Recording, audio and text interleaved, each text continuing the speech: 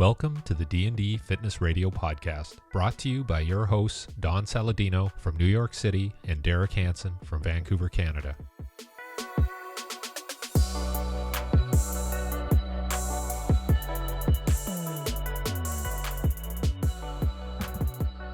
Dun, dun, dun. Oh, hello.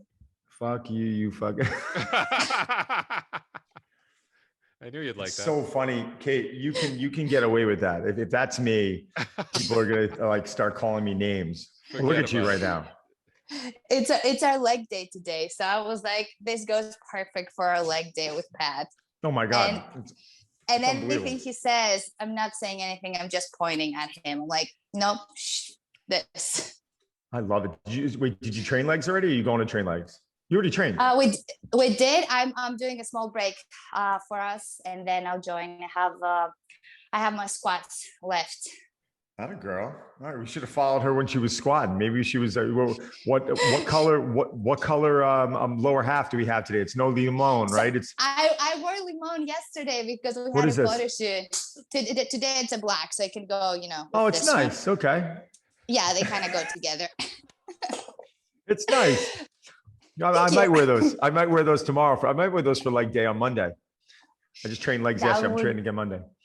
That would be amazing. And if we can have a video of that, that would be. I'm happy to send you a video. Perfect. Can you wear one of those shirts, Don? What's that? Can you wear that shirt? I can't wear the shirt. I'm telling you, people are gonna look at me weird. I mean, the shorts are one thing. I mean, that's like they're like, all right, whatever. This guy's a little freaky, but the shirts, I think a woman wearing that, it's much different than a guy wearing. I still think it's funny regardless. I don't even think it really matters, to be honest with you. It's pretty funny. I've seen people in the city wearing that. Where'd you get it? Did you get it on like the Canal Street vendor? City. Yeah. Like from a vendor, like with all those, I love New York City cups and shit. I'm like, I don't care about the touristy shit, but this, I actually really like it. It speaks to my soul.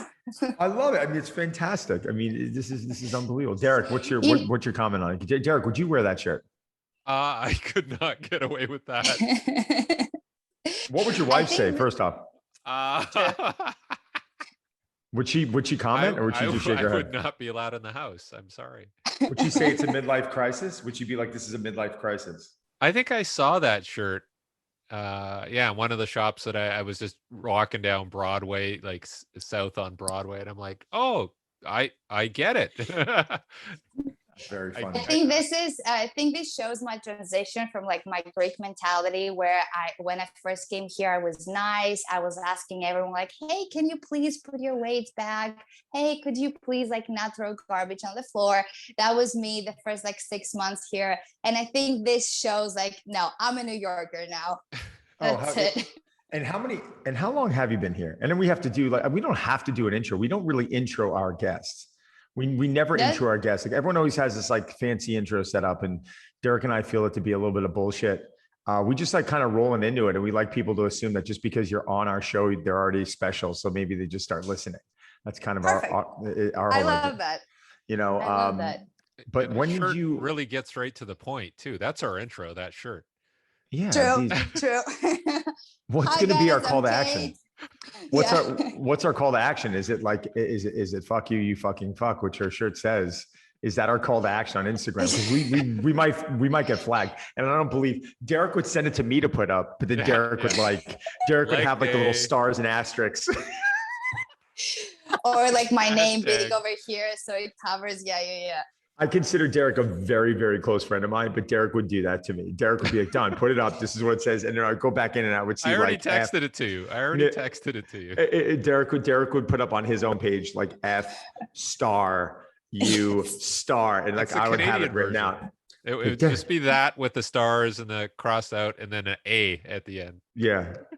I love you, Derek. I love you, man. It's fantastic. So can we jump into that? Because you definitely have an interesting path. I mean, you came over from Greece and now you're in this environment with, 99% men who, every single one of them treat you as if, you are moving as much weight as they are in there, and you're in there with this mentality that everyone has a lot of respect for you as a human being, because you're a great person. If you turn into a friend to Derek and I mean, we're having a blast in these clubhouse calls with you, but people also have, there are coaches out there, whether male or female, you respect or you don't respect. I don't think that matters. But to come into the environment that you came into, it's not an environment that most women would be like, oh, I want to be there.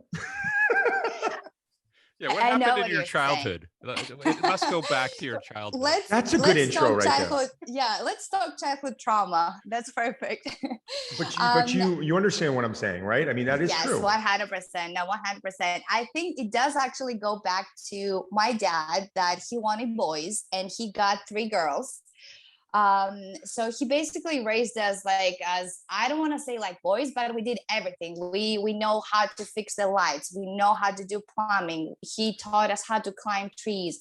We would play soccer with him. Like, we would do every single thing. Like, we didn't get raised with like completely, I don't know, with the Barbie doll. We had our Barbie dolls, but we had our soccer ball. I don't know, it's like nowadays you don't really know what to say and what's a lie, but that's the reality. Like, we grew up doing everything. And I always had, like, playing soccer, I always had male friends, and it was easier for me to connect with like males and just play sports. That was like my whole childhood growing up: basketball, soccer, which back in Greece, it's not that like for a girl to play soccer. I know soccer is really big here, but in Europe, like, mostly men play soccer and it's pretty famous there. But so I was the only girl in my soccer team. So I would always like get along with, and that locker room mentality as well. And just because I think also by playing volleyball and being part of the team, I would always get along with the team. I always work better with having people around me and working together and pushing each other and talking shit to each other. Like, it's part of the process. So I think once I came in here, the first day I came in here, everyone just started picking on me to see kind of like where my breaking point is. And they actually saw I was talking back, and they were like, okay, she can actually handle us. Okay. She's one of us. She's one of us. And that was kind of it. And what's interesting, Derek, you've been to Have you been to Hype? Yes. All right. So just for a lot of our listeners, Hype is it's a training facility.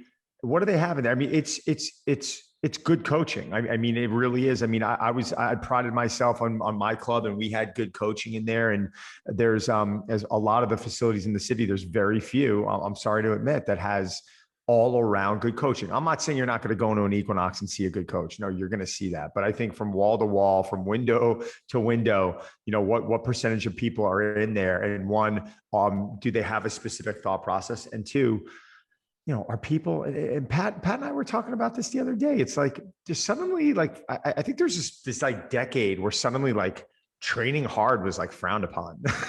It's like, what happened? Like, everyone's got like CNS issues and everyone's not recovered. And it's like, there's still something to be said about hard work. We actually got recently a question about CNS fatigue, and from one of our members in Athletic Weapon. And I was like, I'm going to ask Pat while the Athletic Weapon we're filming it. And his answer was basically what my shirt is saying, like, whatever, like, work hard. Like, I'm not going to even reply to that.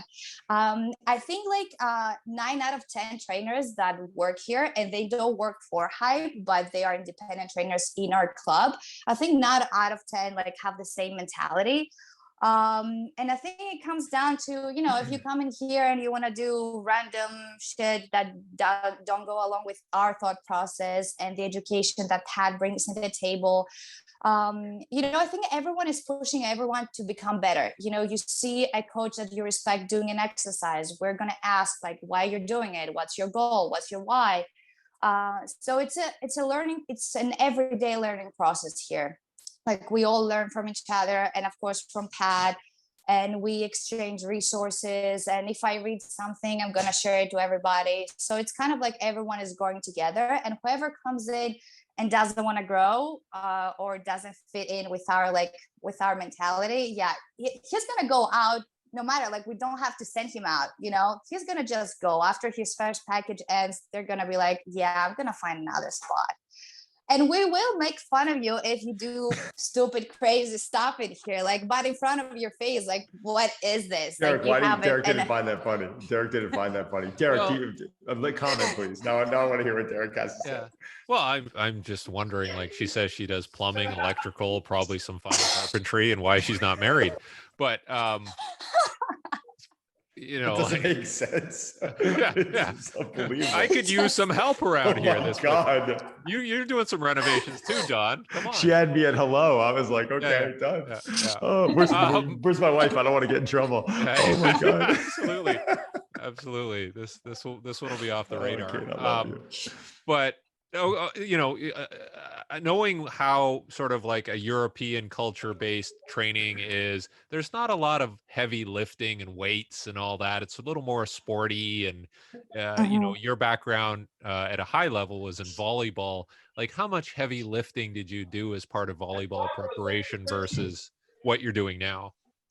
Almost none. Like, my lifting completely changed after moving here and meeting Pat and being here at Hype. We used to do a lot of like Olympic lifting, and you're right, like, the mentality at the gym I was working in Greece, and our gym in Athens was one of the two biggest facilities in Athens, like one of the biggest gyms. Like, Olympic athletes would train with us, like, in our gym. So it was a really big gym. No, not a lot of heavy lifting. Everyone was kind of an athlete.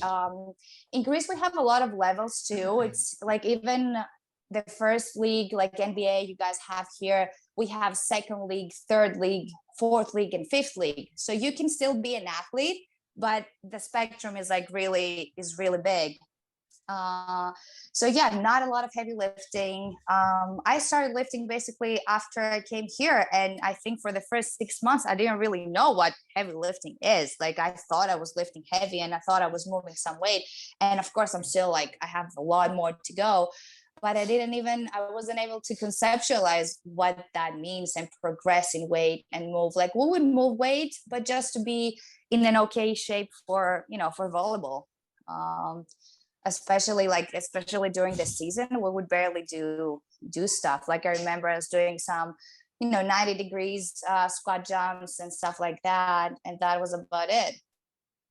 How did your body composition change? Like, what did you be? Because right now you don't, I mean,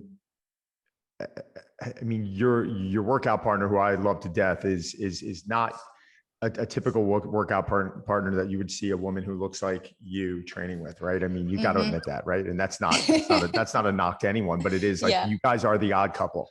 But how has your body composition changed? Because I trained with you guys a few weeks ago. I loved it. It was fantastic. How do you feel your body type? How do you feel that your body has evolved since you've been here doing that type of training? It has changed completely, to be honest. Like, I feel that in a year of just lifting, I do miss my sport, but I feel we were lifting just to be, as I said, good at our sport.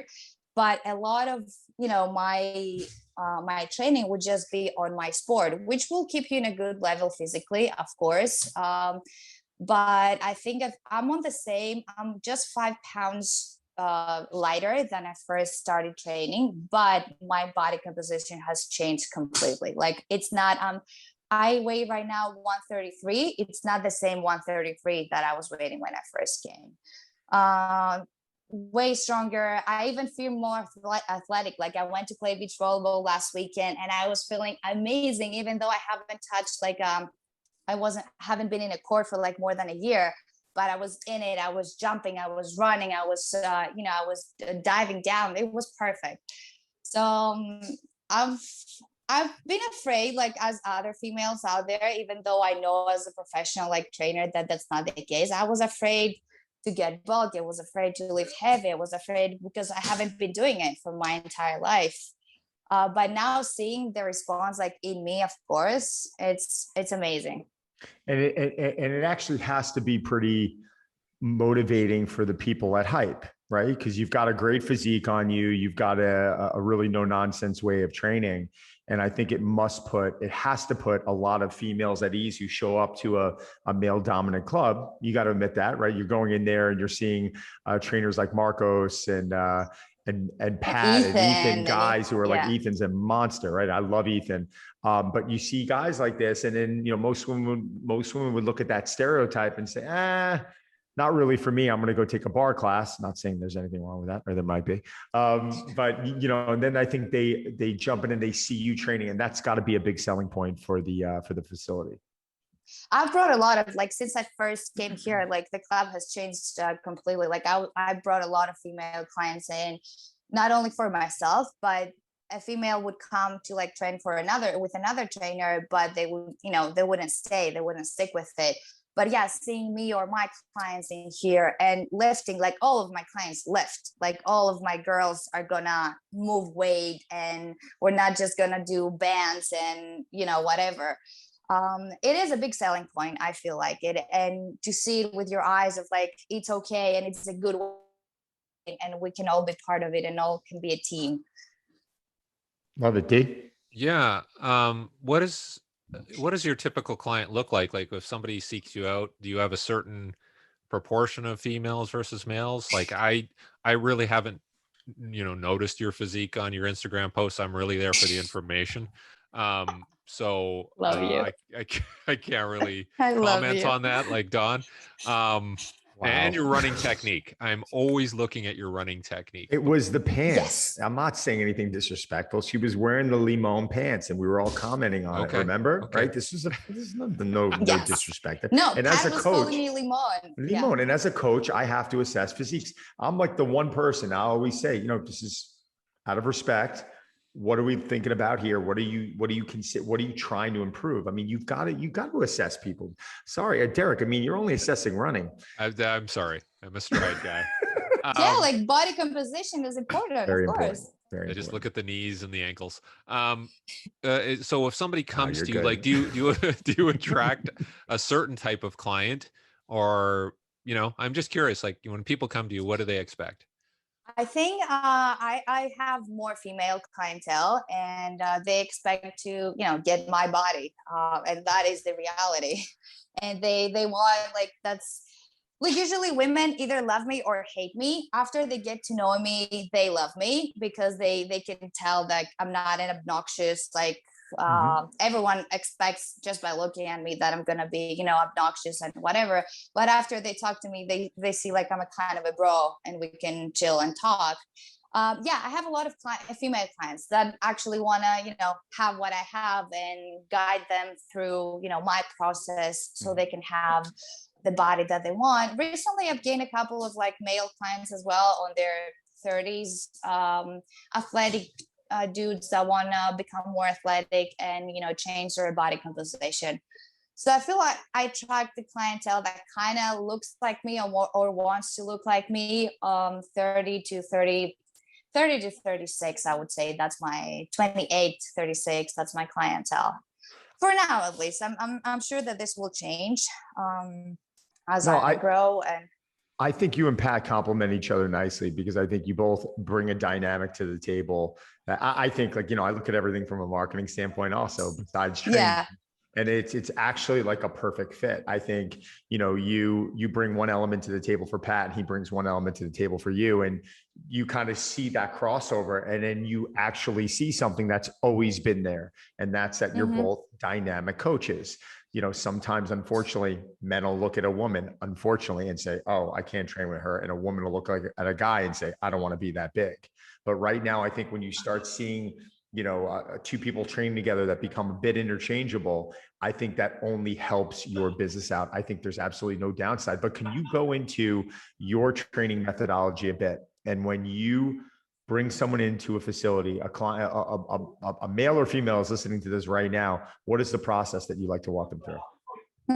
Yeah, before I go into that, I would just comment that I feel that Pat's training has changed a lot since we started working out together. Like, he was an athlete and he used to be like very athletic, but after we both like started working together, we went out, we played some like football. I tried to teach him a little bit of volleyball, but I feel that after we started training together, he kind of missed his athletic element. Like so we shifted more, like even what we're doing now, it's called athletic weapon. So I feel that he kind of, even though he's never said it, but that's what our training shows, that he wanted to go back to like find his athleticism in general. And actually his training has changed completely of just only lifting. Like we did the sprinting program last summer and we're going to do it again this summer. We're doing jumps now in the gym, where the first like 8 months that I knew him, he was just deadlifting, squatting and bench pressing. So I feel that we do complement each other, and I brought an element that he brought an element to me, like strength training, that I was really interested into getting into. And we have this good combo.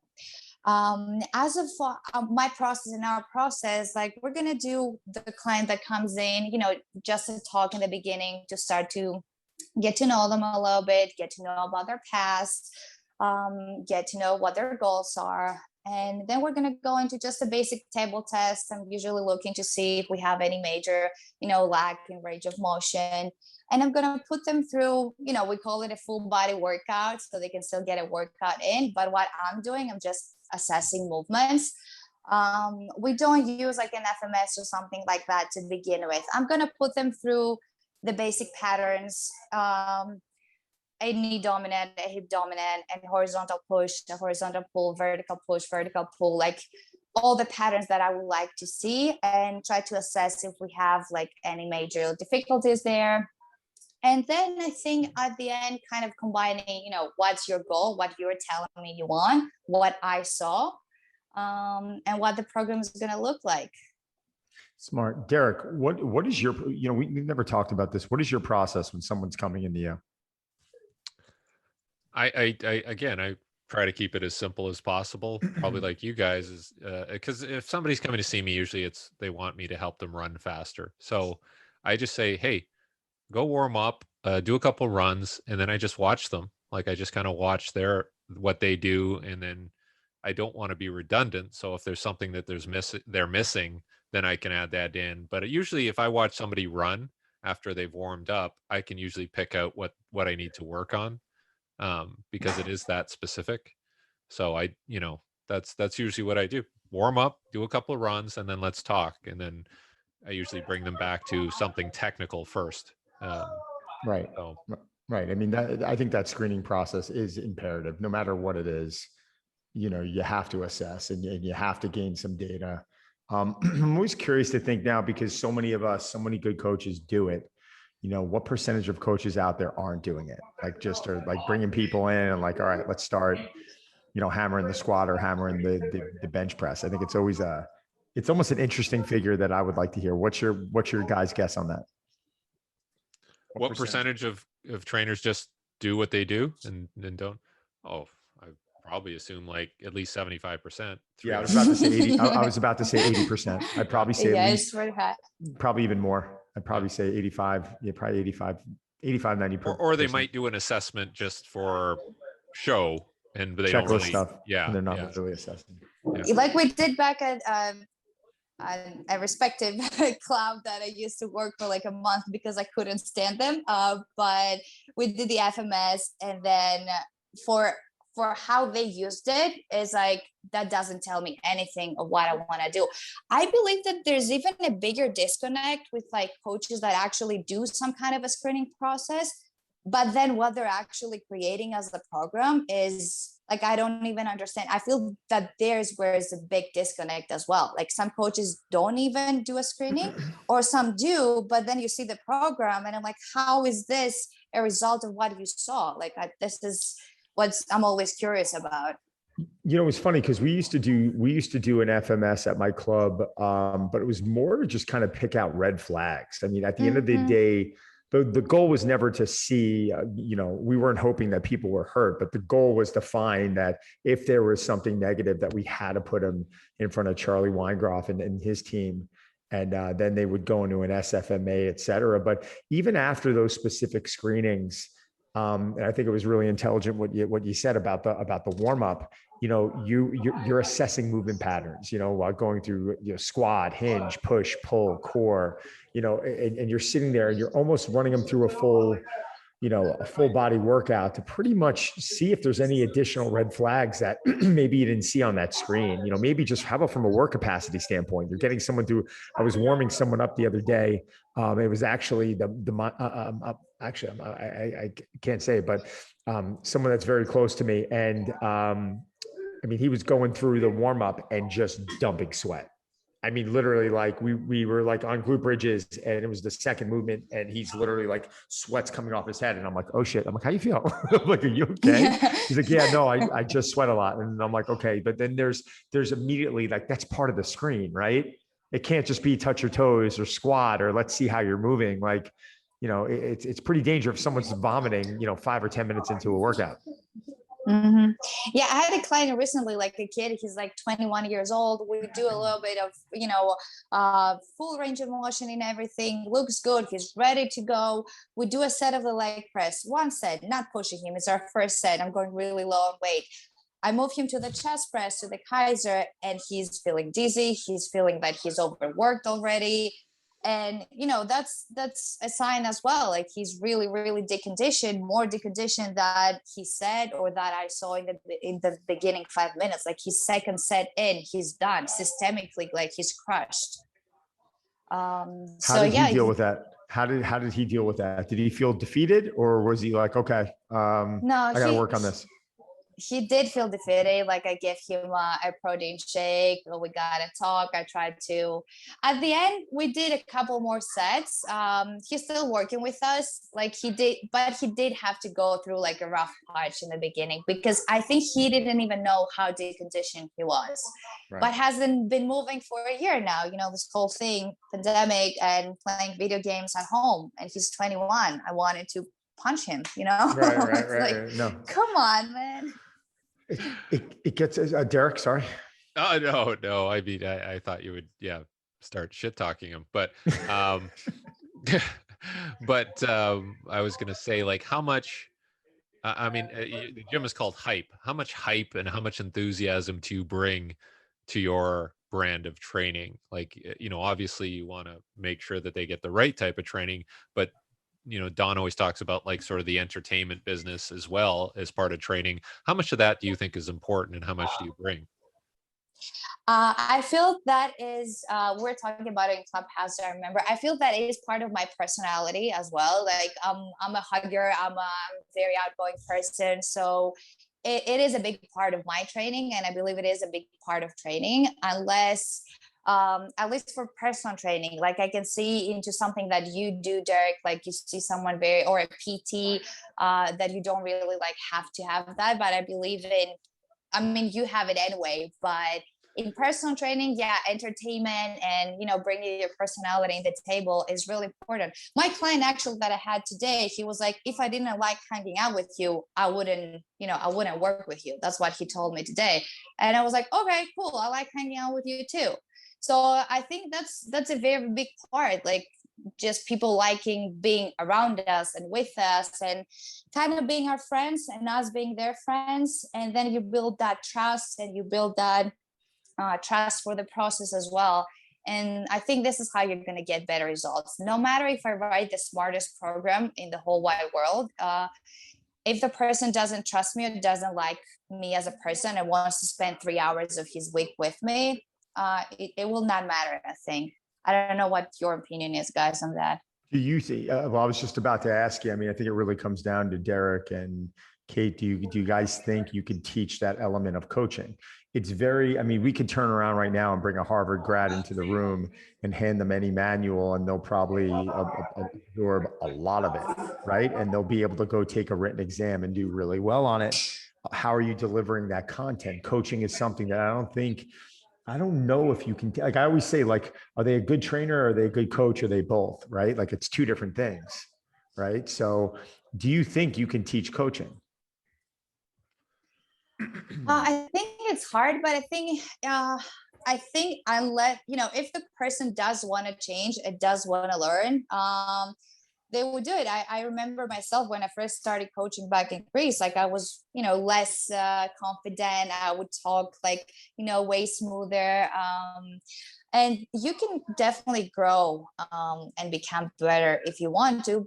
but at the same time, it is part of your personality as well. Like I've seen a lot of coaches that are very smart but don't do well, and I literally see every day coaches that, you know, they're not as good as they're in their training, but they're smooth talkers, they are funny, they are, you know, they're always happy, they're always upbeat, they will always have something nice to say, and their clientele follows them around everywhere. Derek? Yeah, I don't think coaches are necessarily the best people to teach that. Like, I think you have to have other experiences, and I always think of your friend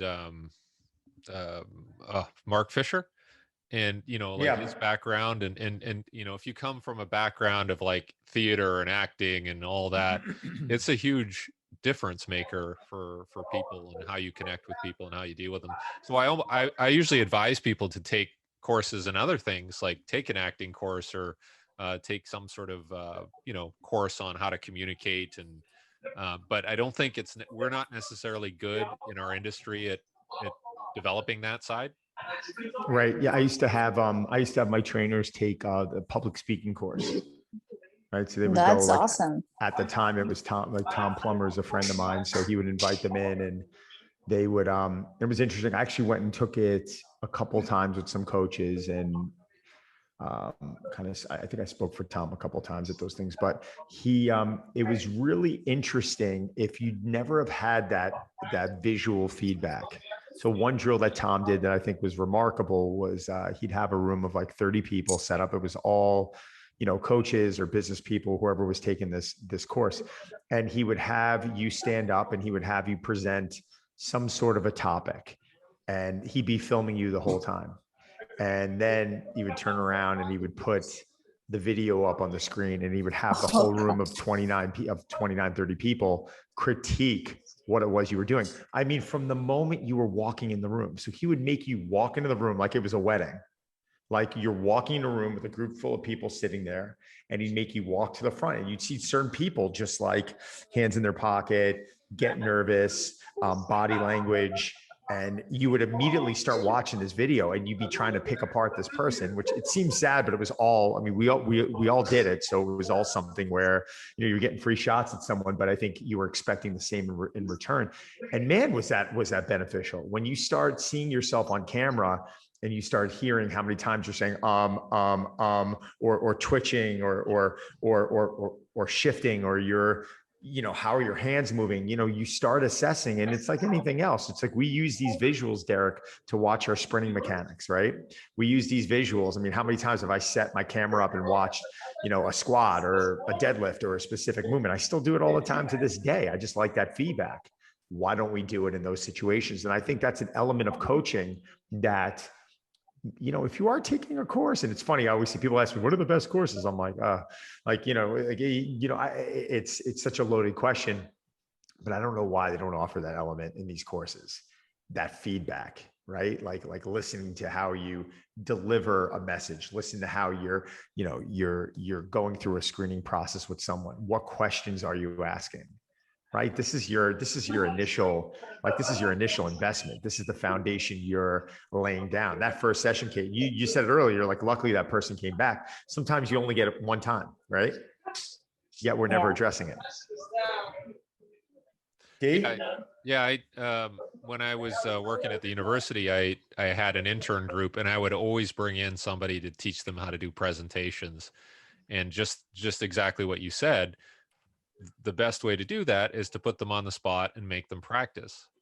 And so that's what we did. And then everybody got to offer a comment. And I think the way they did it was, we want you to offer a comment, a positive comment about that person presentation. And so he had a way of doing it, but it was very effective. And all the people that worked for me eventually became very good at presenting. So I think that's something you have to kind of step outside of the industry a bit and get somebody to help. I like that. I think it is very important. Like I'm trying to remember, like in school, like my first degree is in education, and we had a lot of like psychology, we had a lot of psychology to learn there. And we had a lot of teaching also, like learning how to present. Like you would, do math, but then you had another class which was called, teach math. So I think that would be really, really interesting to be applied in our field as well. Like, yeah, we know anatomy and we know physiology, but okay, then how do you teach that? How do you get your message across? And yeah, I do believe it's really, really important. And that's how you can tell a good coach from a bad coach as well. Like, not only from their personability, but how good they are to deliver their message. Like, this is what Derek is amazing at, you, Don, and Pat, is like, you guys know so many things, but you're also amazing in delivering those things. It's not that you only have the information in your own head, but they come across in a way that everyone can understand, or you're going to change it depending on, who you have across, which I think is very, very important. Like, when I hear Pat talking to the client, and when I hear, Pat talking to me about the same subject, is like a different person talking. And I think it's very important. Pat's also evolved a lot. It's been fun as a friend, and you definitely become fans of specific coaches out there. I mean, you want to, you start learning from specific people like Derek. Like, I can't tell you how much stuff I've learned and absorbed from Derek. But when you're up there and you hear them talking or addressing people at courses, you're almost, in a way, you become a bit of a fan. You become a little bit enamored of what they know in specific areas of what you don't know. And I think that's the beauty of this. And I think that's part of what makes a good coach. Are you trying to be the jack of all trades, or are you always trying to learn and develop your own craft, no matter, where your career is going? And it seems like you have that. And it seems like that over at Hype, you're exposed to a lot of that. Are there coaches over there, I'm just curious, that you feel like you've really learned a lot from? I mean, Pat would probably be the biggest influence on you, correct? Yes, Pat is definitely the biggest influence, and Ethan is also a great coach that I've learned a lot from. And also, like, we have a couple of trainers that I was closer to in the beginning, like in my first steps. I don't know if you've met Seth or Hector or Jason. Like, those guys were in our initial crew.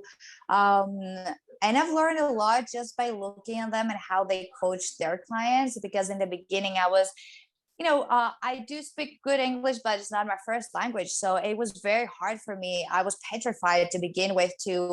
I couldn't let my personality out in the beginning, because I had to think and translate from Greek to English everything I was doing. So it did help me a lot to just watch those guys and listen to how they were cueing, how they were talking to their clients too. And kind of get the vibe of New York and, how we do things here.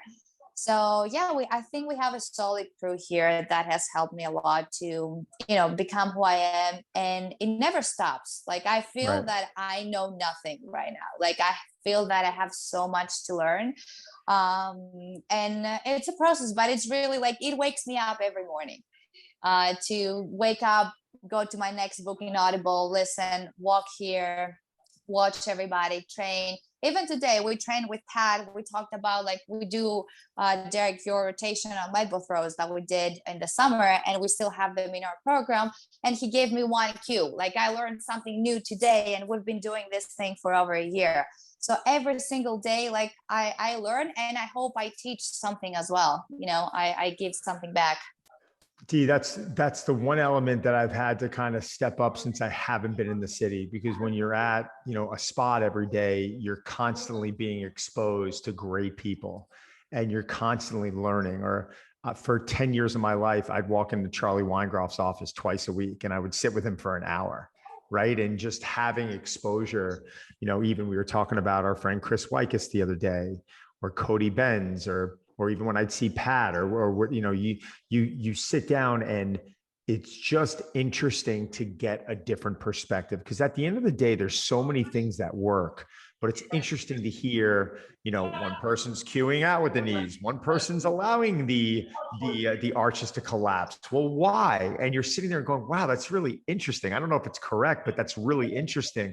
And you start putting together all these different signals and these bits of information.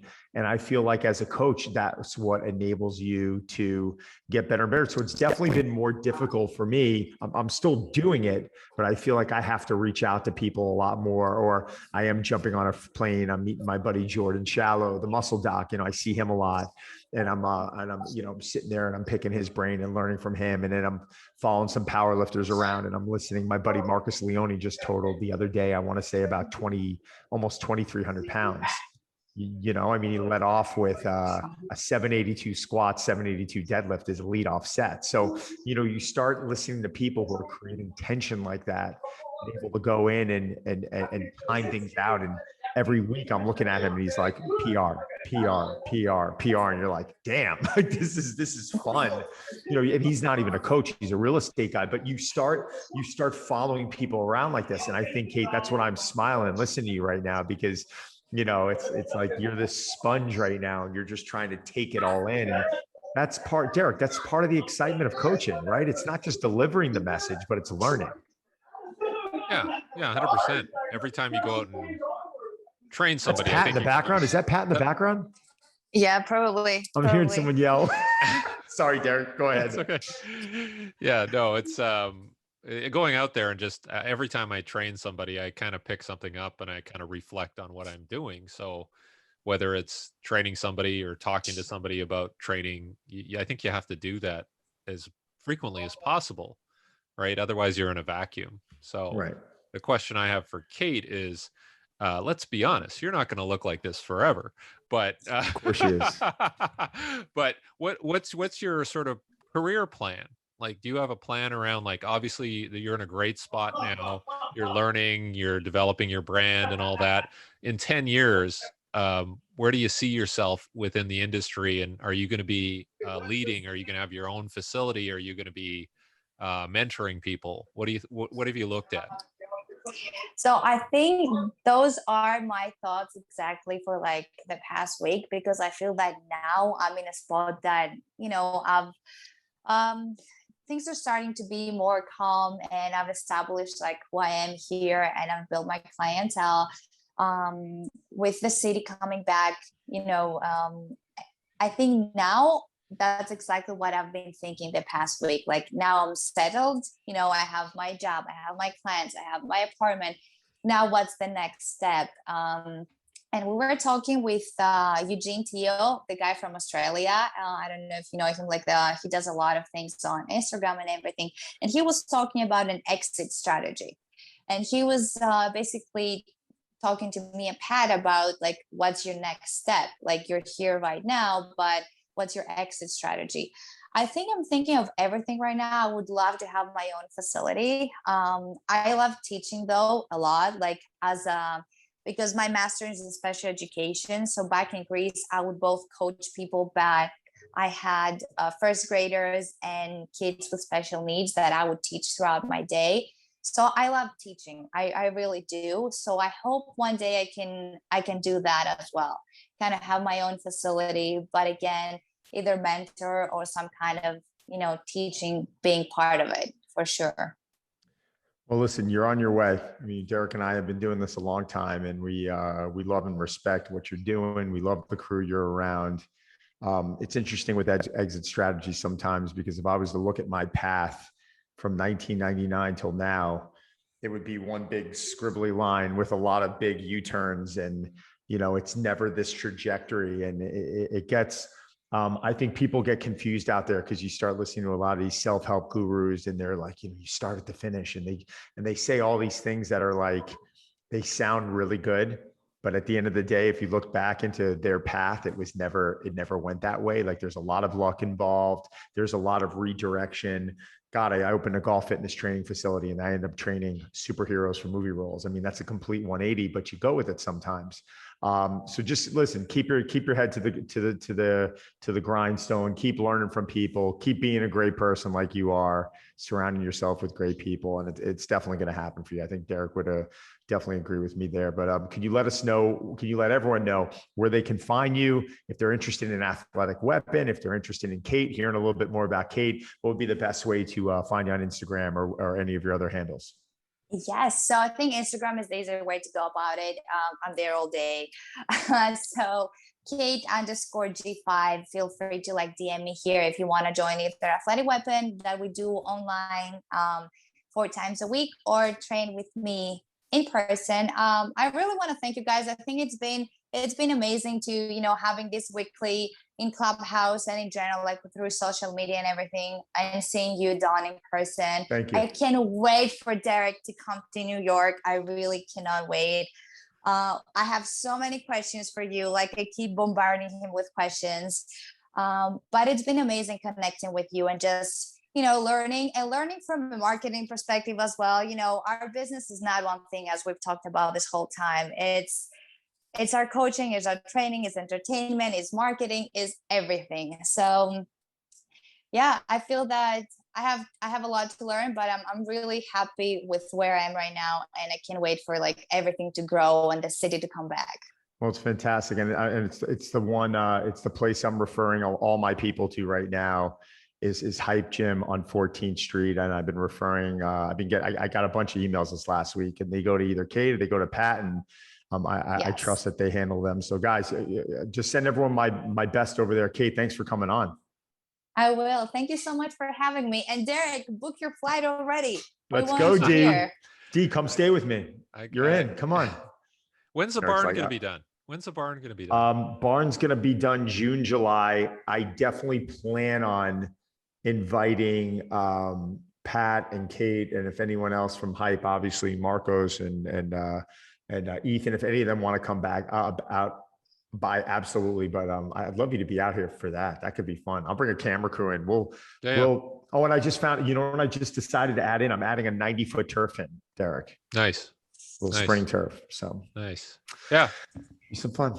I'll be there soon, and I always get goosebumps when I see Don in person too, Kate. So yeah. I'm not the only one. Okay. Kate, I love you. You're the best. Guys, thanks a lot. Thank you so much, guys. Take care. Bye-bye. Thanks, Bye. Steve. Bye.